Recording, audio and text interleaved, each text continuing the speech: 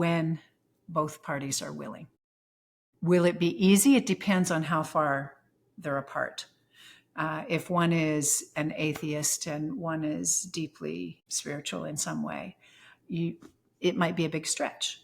And so then there's two options. You either go deeper together, or you decide to go your own way, right?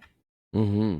Yeah, as I'm listening to you speak about that, I'm also thinking about, just with this question in mind, compatibility. And I think it's a really, really important piece of the puzzle when you're in relationship. I mean, Matthew Hussey, who I absolutely love. If you haven't checked out Matthew Hussey's work, he's incredible. He's That's a great. relationship coach. He does a lot of work in this field as well.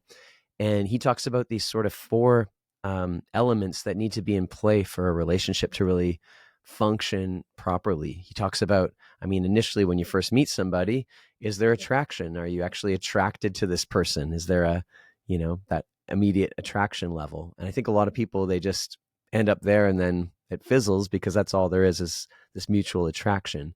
But beyond attraction, there's also this invitation to, is there compatibility? Like, is there actually, what are your values? What are my values? Can we work together based on, we're going to be different, but do we have similar values set up enough that they're going to work together and be compatible? So I think that's really the area that this really falls into, in my opinion. I'm just trying to think the other two areas off the top of my head. There was attraction. Oh, there was connection as well. So connection is after the attraction level. Connection. Do we have a connection? Are we able to sustain something? Do we feel like, we're clicking? And then compatibility. And then finally, I think there's also the level of commitment.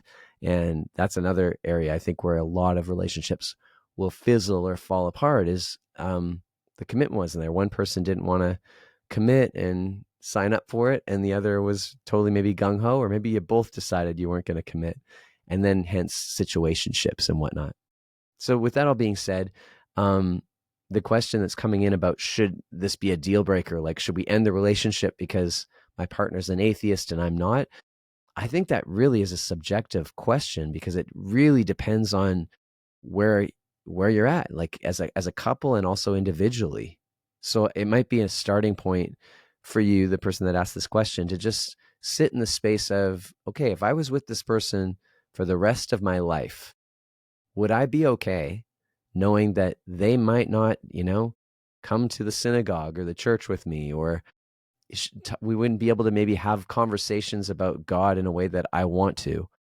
Or maybe you would. Like, maybe this is an opportunity in another sense to get curious about each other and open up in new ways and talk about this. And maybe there's more compatibility than you realized.